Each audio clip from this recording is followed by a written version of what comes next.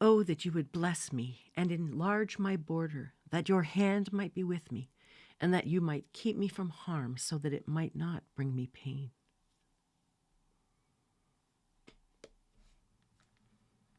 Or did you not know that your body is a temple of the Holy Spirit who is in you, whom you have from God, and that you are not your own? For you have been bought with a price. Therefore, glorify God in your body. 1 Corinthians 6, verses 19 to 20. Exodus chapter 11. Now the Lord said to Moses, "One more plague I will bring up Pharaoh and on Egypt, and after that he will let you go from here. When he lets you go, he will surely drive you out from here completely. Speak now in the hearing of the people, that each man ask from his neighbor and each woman from her neighbor for articles of silver and articles of gold." The Lord gave the people favor in the sight of the Egyptians. Furthermore, the man Moses himself was greatly esteemed in the land of Egypt, both in the sight of Pharaoh's servants and in the sight of the people. Moses said, "Thus says the Lord, about midnight I am going out into the midst of Egypt, and all the firstborn in the land of Egypt shall die, from the firstborn of the Pharaoh who sits on his throne, even to the firstborn of the slave girl who is behind the millstones. All the firstborn of the cattle as well. Moreover, there shall be a great cry in all the land of Egypt, such as there has never been before, and such as shall never be again. But against any of the sons of Israel a dog will not even bark, whether against man or beast, that you may understand how the Lord makes a distinction between Egypt and Israel. All these your servants will come down to me and bow themselves before me, saying, 'Get out, you and all the people who follow you.' And after that I will go out." And he went out from Pharaoh in hot anger. Then the Lord said to Moses, "Pharaoh will not listen to you, so that my wonders will be multiplied in the land of Egypt." Moses and Aaron performed all these wonders before Pharaoh, yet the Lord hardened Pharaoh's heart, and he did not let the sons of Israel go out of his land. Exodus 12. Now the Lord said to Moses and Aaron in the land of Egypt, "This month shall be the beginning of months for you. It is to be the first month of the year to you. Speak to all the congregation of Israel, saying, on the 10th of this month, they are each one to take a lamb for themselves according to their father's households, a lamb for each household. Now, if the household is too small for a lamb, then he and his neighbor nearest to his house are to take one according to the number of persons in them. According to what each man should eat, you are to divide the lamb. Your lamb shall be an unblemished male, a year old. You may take it from the sheep or from the goats. You shall keep it until the 14th day of the same month. Then the whole assembly of the congregation of Israel is to kill it at twilight. Moreover, they shall take some of the blood and put it on the 2 doorposts and on the lintel of the houses in which they eat.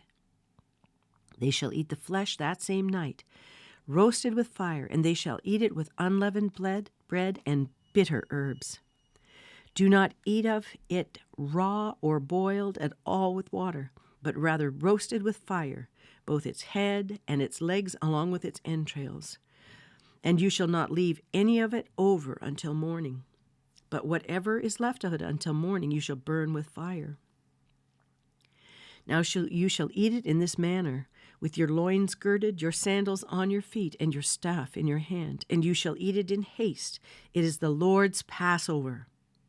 For I will go through the land of Egypt on that night, and will strike down all the firstborn in the land of Egypt, both man and beast, and against all the gods of Egypt I will execute judgments. I am the Lord. The blood shall be a sign for you on the houses where you live. And when I see the blood, I will pass over you, and no plague will befall you to destroy you when I strike the land of Egypt. Now this day will be a memorial to you, and you shall celebrate it as a feast to the Lord. Throughout your generations you are to celebrate it as a permanent ordinance. 7 days you shall eat unleavened bread, but on the first day you shall remove leaven from your houses. For whoever eats anything leavened from the first day until the 7th day, that person shall be cut off from Israel. On the first day you shall have a holy assembly, and another holy assembly on the 7th day. No work at all shall be done on them, except what must be eaten by every person. That alone may be prepared by you. You are also to observe the feast of unleavened bread, for on this very day I brought your hosts out of the land of Egypt. Therefore you shall observe this day throughout your generations as a permanent ordinance. In the 1st month, on the 14th day of the month at evening, you shall eat unleavened bread until the 21st day of the month at evening. 7 days there shall be no leaven found in your houses, for whoever eats what is leavened, that person shall be cut off from the congregation of Israel, whether he is an alien or a native of the land. You shall not eat anything leavened. In all your dwellings you shall eat unleavened bread. Then Moses called for all the elders of Israel and said to them, Go and take for yourselves lambs according to your families, and slay the Passover lamb. You shall take a bunch of hyssop and dip it in the blood which is in the basin, and apply some of the blood that is in the basin to the lintel and to the doorposts. And none of you shall go outside the door of his house until morning. For the Lord will pass through to smite the Egyptians. And when he sees the blood on the lintel and on the 2 doorposts, the Lord will pass over the door and will not allow the destroyer to come into your houses to smite you. And you shall observe this event as an ordinance for you and your children forever. When you enter the land which the Lord will give you, as he has promised, you shall observe this rite. And when your children say to you, What does this rite mean to you? You shall say, It is a Passover sacrifice to the Lord, who passed over the houses of the sons of Israel in Egypt when he smote the Egyptians, but spared our homes. And the people bowed low and worshipped. Then the sons of Israel went and did so, just as the Lord had commanded Moses and Aaron, so they did. Now it came about at midnight that the Lord struck all the firstborn in the land of Egypt, from the firstborn of Pharaoh who sat on his throne to the firstborn of the captive who was in the dungeon, and all the firstborn of cattle. Pharaoh arose in the night, he and all his servants and all the Egyptians, and there was a great cry in Egypt, for there was no home where there was not someone dead. Then he called for Moses at night and said, Rise up, get out from among my people, both you and the sons of Israel, and go worship the Lord as you have said. Take both your flocks and your herds, as you have said, and go and bless me also. The Egyptians urged the people to send them out of the land in haste, for they said, We will all be dead. So the people took their dough before it was leavened, with their kneading bowls bound up in the clothes on their shoulders. Now the sons of Israel had done according to the word of Moses, for they had requested from the Egyptians articles of silver and articles of gold and clothing. And the Lord had given the people favor in the sight of the Egyptians, so that they let them have their request. Thus they plundered the Egyptians. Now the sons of Israel journeyed from Ramses to Succoth, about 600,000 men on foot, aside from children. A mixed multitude also went up with them, along with flocks and herds, a very large number of livestock. They baked the dough which they had brought out of Egypt into cakes of unleavened bread, for it had not become leavened since they were driven out of Egypt, and could not delay, nor had they prepared any provisions for themselves. Now the time that the sons of Israel lived in Egypt was 430 years. At the end of 430 years, to the very day, all the hosts of the Lord went out from the land of Egypt. It is a night to be observed for the Lord, for having brought them out from the land of Egypt. This night is for the Lord, to be observed by all the sons of Israel throughout all their generations. The Lord said to Moses and Aaron, This is the ordinance of the Passover. No foreigner is to eat of it. But every man's slave purchased with money, after you have circumcised him, then he may eat of it. A sojourner or a hired servant shall not eat of it. It is to be eaten in a single house. You are not to bring forth any of the flesh outside of the house, nor are you to break any bone of it. All the congregation of Israel are to celebrate this. But if a stranger sojourns with you and celebrates the Passover to the Lord, let all his males be circumcised, and then let him come near to celebrate it. And he shall be like a native of the land. But no uncircumcised person may eat of it. The same law shall apply to the native as to the stranger who sojourns among you. Then all the sons of Israel did so. They did just as the Lord had commanded Moses and Aaron. And on that same day the Lord brought the sons of Israel out of the land of Egypt by their hosts. Psalm 18, verses 1 to 12. For the choir director, a psalm of David, the servant of the Lord, who spoke to the Lord the words of this song in the day that the Lord delivered him from the hand of his enemies and from the hand of Saul. And he said, I love you, O Lord, my strength. The Lord is my rock and my fortress and my deliverer, my God, my rock in whom I take refuge, my shield and the horn of my salvation, my stronghold. I will call upon the Lord, who is worthy to be praised, and I am saved from my enemies. The cords of death encompassed me, and the torrents of ungodliness terrified me. The cords of Sheol surrounded me. The snares of death confronted me. In my distress I called upon the Lord and cried to my God for help.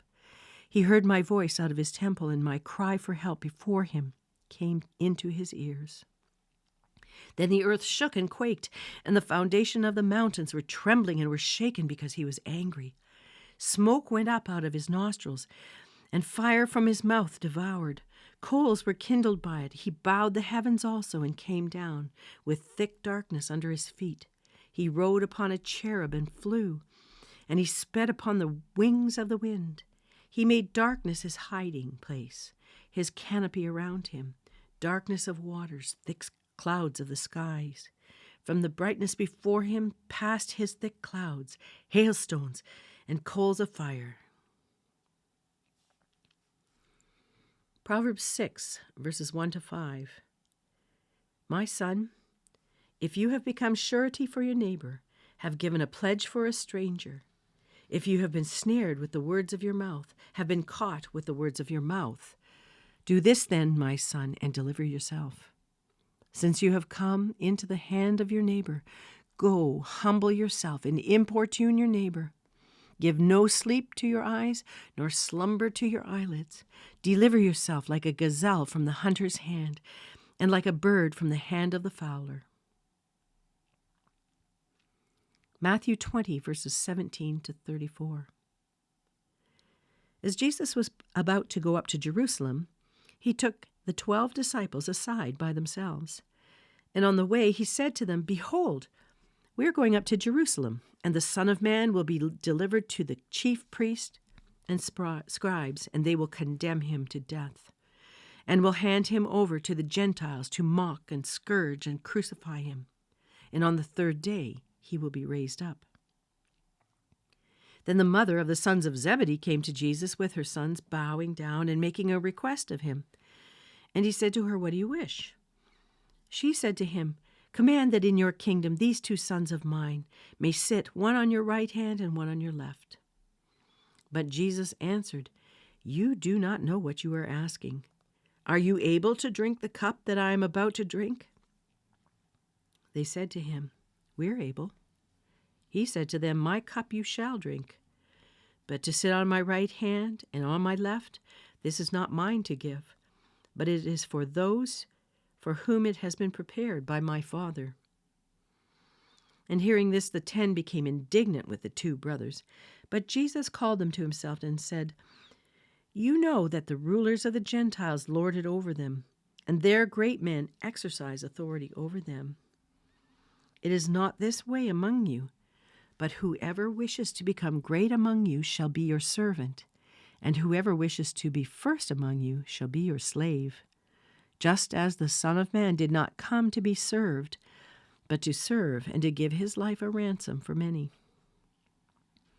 As they were leaving Jericho, a large crowd followed him, and 2 blind men sitting by the road, hearing that Jesus was passing by, cried out, "Lord, have mercy on us, Son of David." The crowd sternly told them to be quiet, but they cried out all the more, "Lord, Son of David, have mercy on us." And Jesus stopped and called them and said, "What do you want me to do for you?" They said to him, "Lord, we want our eyes to be opened." Moved with compassion, Jesus touched their eyes, and immediately they regained their sight and followed him.